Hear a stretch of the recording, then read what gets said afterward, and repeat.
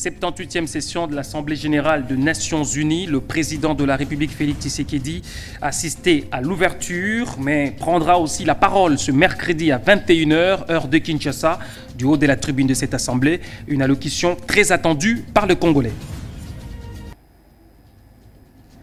L'Union pour la démocratie et le progrès social commémore ce mercredi 20 septembre 2023 à la paroisse Saint-Raphaël des Limités la mémoire de ce combattant victime de l'ancien régime brûlé au siège du parti la nuit du 19 au 20 septembre 2016. Il est 13h à Kinshasa. Bienvenue à tous. Comme je l'ai annoncé, en séjour officiel aux États-Unis, le chef de l'État, Félix Tshisekedi, a pris activement part à l'ouverture de la 78e session de l'Assemblée générale des Nations unies le mardi 19 septembre à New York, aux côtés des autres chefs d'État. Commentaire d'Ivan Chiswaka. C'est le mardi 19 septembre 2023 que s'est ouverte à New York la 78e session de l'Assemblée générale des Nations unies. De nombreux chefs d'État et des décideurs du monde, parmi lesquels le président de la République, Félix Antoine Tshisekedi Tshilombo, ont pris part à cette cérémonie solennelle. Ces dirigeants vont durant la semaine onusienne traiter plusieurs questions comme celle du progrès, des objectifs de développement durable à l'horizon 2030 de l'ONU, le financement des pays en développement, la sécurité, la préparation et la promotion de la pandémie ou encore des soins de santé, en particulier la tuberculose. Le chef de l'État congolais, Félix Antoine Tshisekedi Tshilombo, prendra la parole quant à lui ce mardi 20 septembre 2023 du haut de la tribune des Nations unies. Un grand oral très attendu, surtout sur les questions sécuritaires à l'est du pays, mais aussi d'autres problèmes de développement et de santé. Et puis toujours à New York, le président de la République, Félix Tshisekedi, a échangé avec la diaspora congolaise vivant aux États-Unis. Les questions politiques de l'heure, l'agression rwandaise sous couvert du M23, l'arrestation du journaliste Stanis Boujakera, toutes ces questions sont passées au crible de face à face avec la diaspora. Commentaire d'Ivan Chiswaka. Avant de monter du haut de la tribune des Nations unies pour son discours tant attendu, le chef de l'État Félix Antoine Tshisekedi a répondu aux multiples préoccupations de la diaspora congolaise vivant aux USA. Réagissant à la question d'un probable accord avec son prédécesseur Joseph Kabila, Félix Tshisekedi a tout laissé entendre. Il n'y a jamais eu d'arrangement entre le vainqueur de ces élections, qui est face à vous, et son prédécesseur. Je veux dire, d'arrangement frauduleux. C'est le premier, Raymond Tibanda, qui m'avait contacté déjà après le résultat des élections. Et d'entrée de jeu, lorsque nous nous sommes vus, je lui ai dit, cher grand frère, si vous m'avez appelé ici pour trouver un arrangement, afin que je devienne le premier ministre de votre candidat, c'est-à-dire Emmanuel Shadari, c'est niet. Parce que moi, j'ai gagné les élections, je le sais, j'ai les résultats, et je n'entrerai pas dans ce scénario.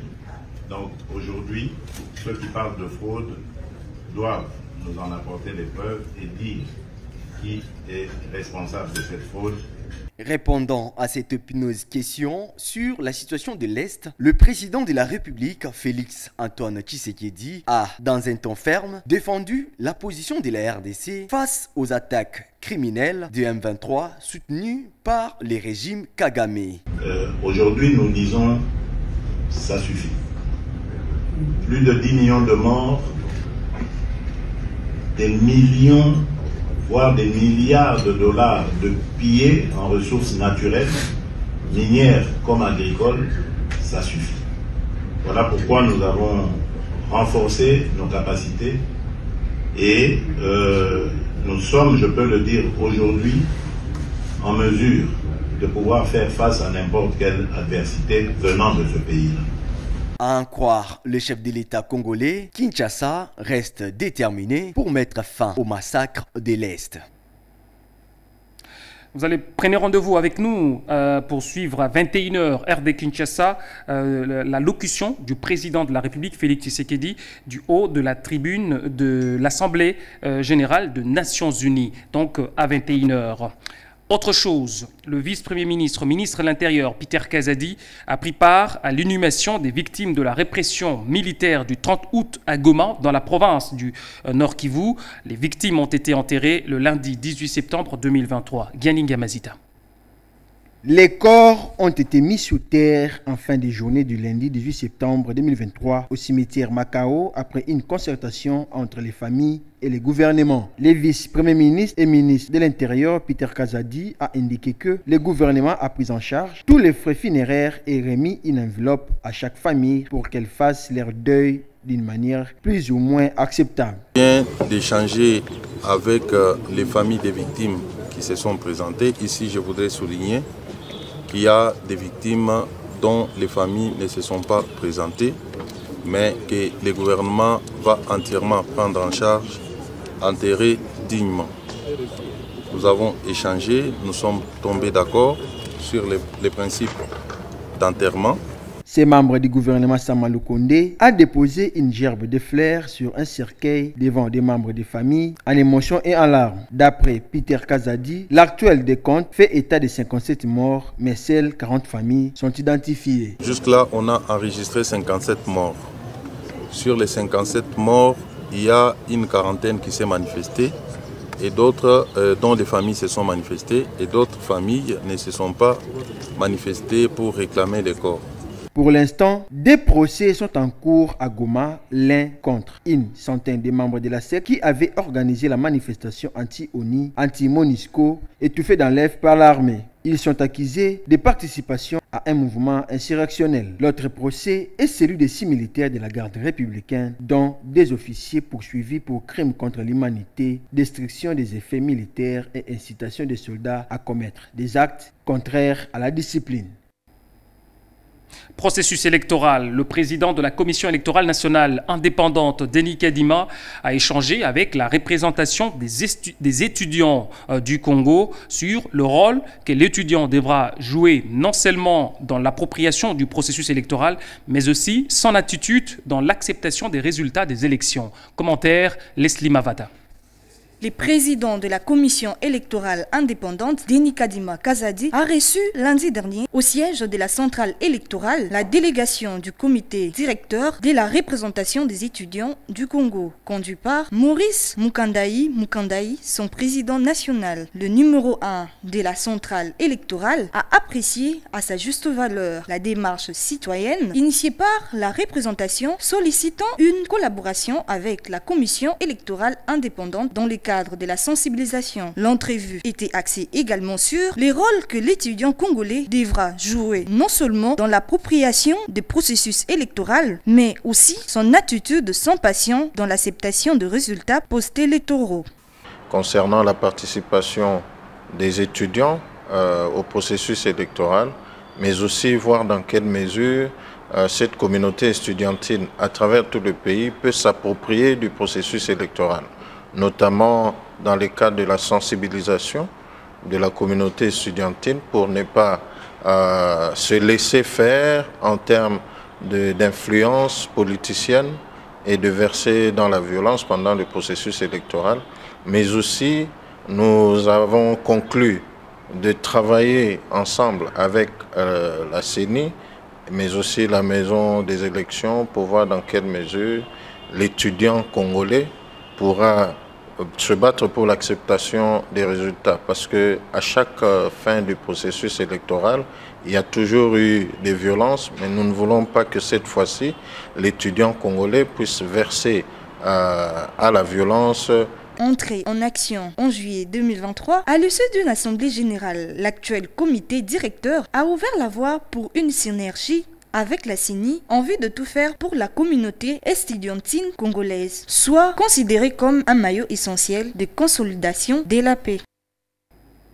Prenons cette nouvelle en bref. L'Union pour la démocratie et le progrès social commémore ce mercredi 20 septembre 2023 à la paroisse Saint-Raphaël des Limités la mémoire de ces combattants victimes de l'ancien régime brûlés au siège du parti la nuit du 19 au 20 septembre 2016 pour avoir réclamé la convocation du corps électoral conformément au délai constitutionnel et en souvenir de tous ces martyrs enregistrés durant la période de la lutte pour la démocratie et l'état de droit amorcé par le père, voulais-je dire, fondateur de l'UDPS depuis 1982.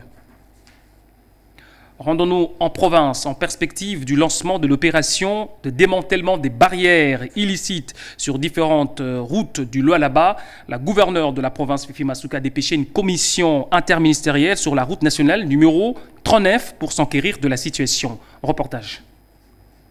Dans les soucis de mettre fin aux irrégularités dans les postes et améliorer la qualité de service, la gouverneure Fifi Masuka a dépêché une commission ministérielle, ministère de Mines, Infrastructures, Transport et Commissariat général du gouvernement provincial en charge du genre. Au premier jour, la délégation Jacques Kaumba s'est focalisée sur la route nationale numéro 39, parcourant plusieurs kilomètres depuis les postes de péage du Lualaba jusqu'à celle de Moutaka, en passant par le pont de Pompi et la barrière TFM. Cette commission a identifié le service habilité à prester dans différents postes. À Pompi et au niveau du TFM, toutes les barrières fantaisistes ont été démantelées.